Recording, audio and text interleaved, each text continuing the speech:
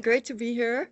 So some of you may have seen parts of this talk before. It's based on a paper that I wrote together with colleague Matthias Laschke, who works at the University of Siegen, which is actually also mentioned in the Donut Economy book as a place of innovative thinking in terms of post-growth economy. So really nice.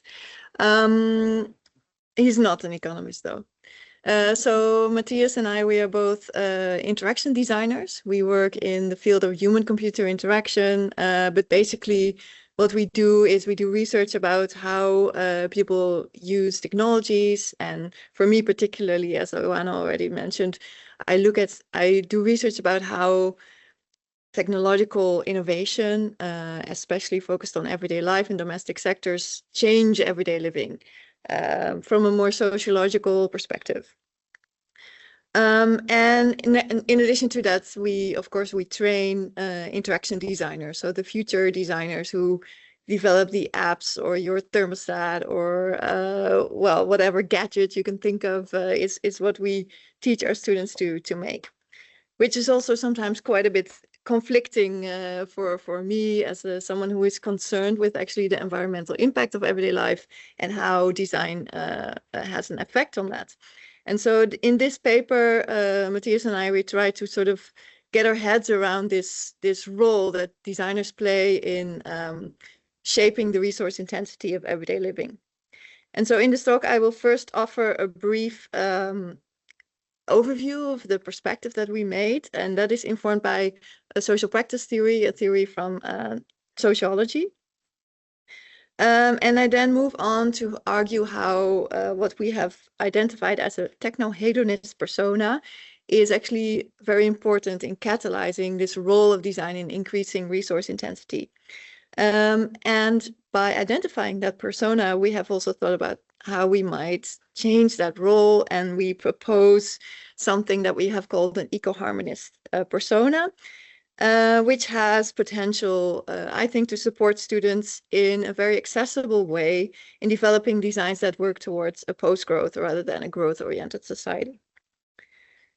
And I will spend quite a bit of time in this talk on explaining what I view as this problematic relation between design and resource intensity. But this is also because, and you can say, okay, I would just want you to talk about the solution. But I think that for me, like you picked it here, problem and solution really inform each other. So by explaining the problem in a certain way, which is also, of course, always a pedagogical tool of how we explain the problems to our students, do we explain it as a problem of efficiency, or do we explain it as a more fundamental problem of economic system, for example, matters for what kind of solutions we see. So one of the aims of this talk is to highlight how deeply our work as interaction designers is actually implicated in the increasing resource intensity of everyday life. And yeah, like I said, it is informed by social practice theories. So very briefly, maybe most of you are familiar with social practice theories, but I've just piled a couple of books here that as a form of resources. But social practice theories is a group of theories from sociology and philosophy that view everyday life as a collection of practices, such as bathing, commuting, parenting, cooking, attending a seminar, giving a talk. And everything that people do is approached as the performance of one of more practices. And because these practices offer a unit of analysis and design that lies between individual interactions or responsibilities and societal structures, it becomes a really useful but still graspable tool to for designers to get a grip on these really complex effects or relations between technology and resource intensity.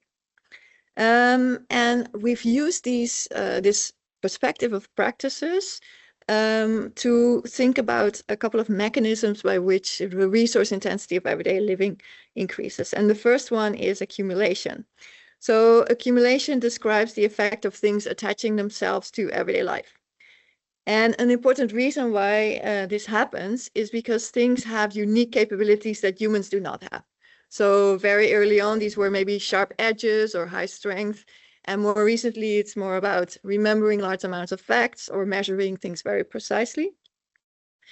These capabilities make it interesting for people to integrate technologies into everyday practices because they enable them to do more things or do things faster or better. Once integrated, the overall organization of everyday life reshapes around the new technology, leading to lock-in. So this is also something that is often talked about in science and technology studies. So for example, it has become very difficult to remove things like washing machines or automobiles or smartphones from everyday life. You can just imagine it. It's almost like removing a limb from your body if you would just get rid of that. So over time, these things become needed to live a normal and acceptable life. And affluent households today possess, on average, tens or even hundreds of thousands of things, all of which have over time become needed because they fulfill a capability that people by themselves are not able to do. And the second mechanism is acceleration. So I will go through this a little bit faster. One of the unique capabilities of things is that their body minds can actually evolve much faster than humans.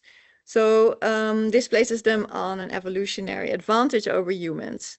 So for example, in laundering, washing machines have evolved from simple tools to mix water and soap to fully automated machines that, supported by electricity and water infrastructures, can wash and dry laundry at the push of a button. And today it's even possible to buy an automatic laundry folding machine. So and they are integrated with AI. Oh yes, probably and definitely. And alongside these developments, human bodies have stayed largely the same. So we don't have this capability to change our body minds as strongly as technology has. And because technologies also don't have a need to live a fulfilling life, they are much better at specializing. So for example, devoting their entire existence to the washing of laundry. And because of these evolutionary advantages, this accelerates the positioning of technologies in everyday life. And the third mechanism is stacking. So this has all to do also with AI and automation. So human lives have this amazing capacity to incorporate material consumption into them. And automation plays a important role because the delegation of tasks to appliances leads to people being able to do many things at the same time.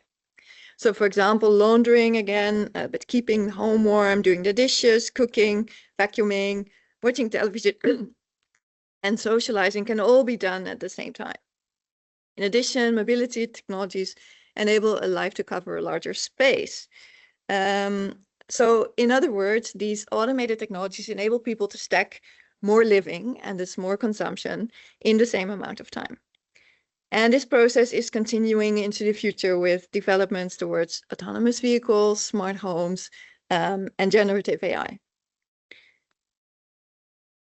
So an underlying process fueling these mechanisms is delegation. And this is a term coined by Bruno Latour.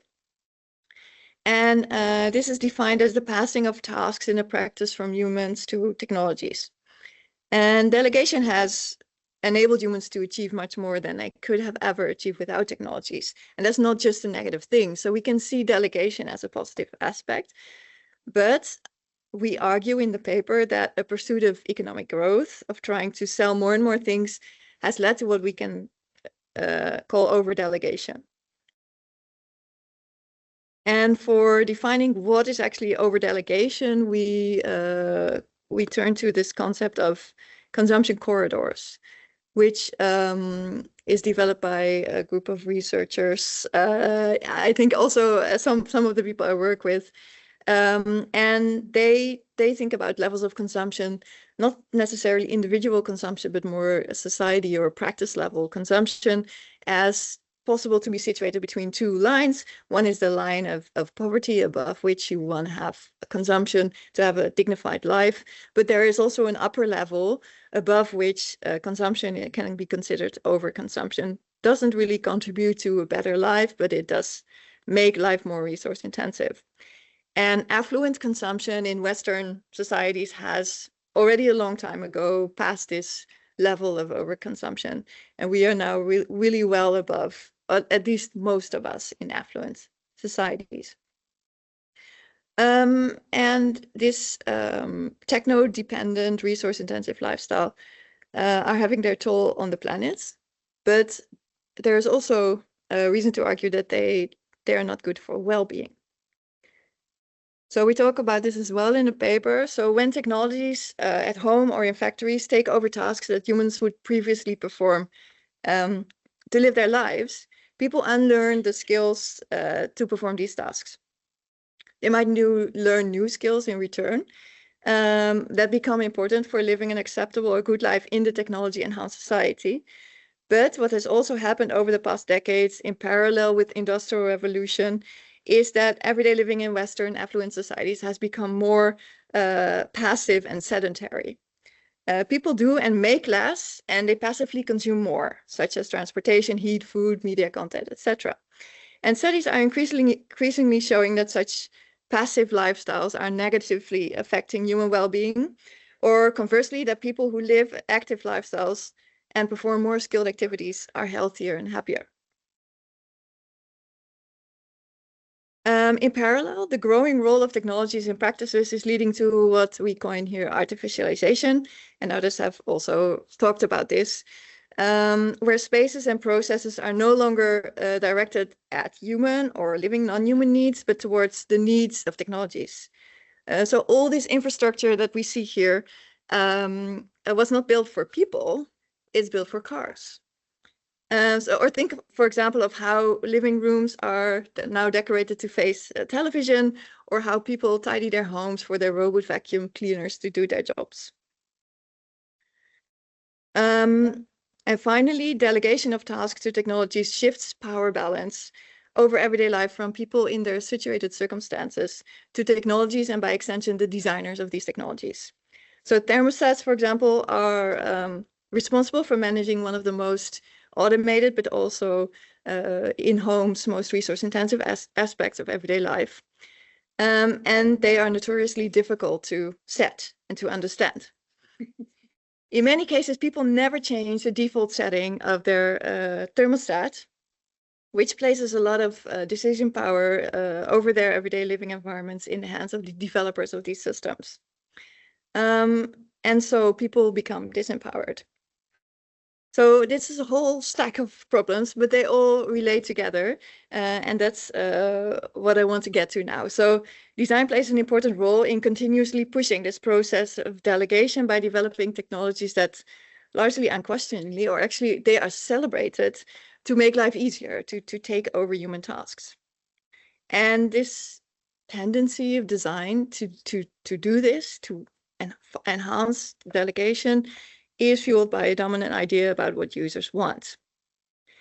And colleagues, so Carrie Dahlgreen and colleagues in Australia have aptly summarized this dominant idea in the form of what they have called a techno-hedonist or hedonist. I don't know exactly how to say it. So people say it in different ways. A techno-hedonist who is an imagined user who prefers customized, pleasurable experiences requiring low effort and little time investment. And this person, although implicitly, as a teacher in industrial design and interaction design, I see them everywhere. Him, mostly. It's so taken for granted that people want things to be easy, to be convenient, to be like immediately usable, but all that way of thinking leads to this increased resource intensity of everyday life, as I've just tried to explain. And so by positioning this techno-hedonist persona and its related vision of the good life at the heart of the problematic role of design in fueling overconsumption, we sort of also in the paper prefigure a possible way out of this fix, namely by flipping this persona. And that actually then becomes not that difficult to do. And first this is a very short slide. So also in design, there's now so this is human-computer interaction. There is now also work that engages with post-growth. So that's really great. And this is a really recent paper. It was only published last year. And from this paper, to inform this opposite persona, we took a number of concepts. And Oana already gave a couple of concepts. I think this is very similar and overlapping. So a post-growth society works towards shared and communal-based ownership, away from profit-oriented work towards relearning basic skills, and reshaping relationship with living non-humans. And so this background was really important to make this more concrete persona, which is actually very simply a persona, an imagined user who, contrary to the techno-hedonist, is willing and able to invest effort, to learn new skills, and to change their expectations of comfort and normal living with the changing climate. In the paper, we actually go deeper into potentially problematic aspects of this persona, because everything that is simple also has problems. But we engage a little bit with that in the paper. I won't go too much deeper into that now. So maybe it can be done in the discussion. I would here just like to quickly touch upon a few examples of the kinds of designs that come out of focusing on this persona. So the first I like to highlight is Breeze. Breeze is a conceptual thermostat that was developed in collaboration with industry, in which the Eco-Harmonist persona was central to the development process. Breeze is therefore directed at actively involving residents in keeping themselves comfortable during hot weather, rather than doing it for them. And it has three main modules. The first is assisting residents in effectively shading and ventilating their dwelling, thereby making use of natural elements such as the sun and outdoor air to manage their indoor climate without using energy. The function was deliberately not made smart, although it's one of the most asked questions about the system. This choice was made because it assumes these active residents who are happy to invest some effort and learn new skills, thereby reducing their dependence on artificial climate control. And as a consequence, the system remains low-tech and therefore also more accessible to lower income users. Another important feature of the system is that it has a wide comfort range of 17 to 28 degrees Celsius. Within this range, the climate control system does not take action to control the indoor climate. And besides saving a lot of energy, so estimates range from 30 to 70%. This wider comfort range means that indoor temperatures move along with the seasons, thereby allowing humans to adapt and create space for residents to make themselves comfortable in different ways. Again, this reskilling. And finally, the comfort training module supports people in widening their comfort range by gradually increasing or decreasing their indoor temperatures, depending on the season. And thereby literally opening up space for residents to reskill themselves in working with more natural ways of managing their comfort. And which is funny because this is actually an automatic aspect of the thermostat. So that can be something that we can discuss about. But the idea is that this type of design, developed with the Eco-Harmonist in mind, has potential to reverse processes of delegation where people have become dependent on and expecting their climate systems to arrange their comfort for them. And of course, you can then reflect whether the Eco-Harmonist actually exists. Like, are we just designing in a vacuum? Is this not going to be rejected by the market? Well, the Breeze design was presented at a major Dutch trade fair in last year, and it was actually received very well by the industry because some of the ideas had been on their mind, but they just hadn't been able to think about how to communicate it or how to put it into an actual design. Another thing is that also in practice theory, needs or wants or what people want are considered to be constructed. So it's a bit of a chicken and egg story. Through designing for the techno-hedonist, we create techno-hedonists.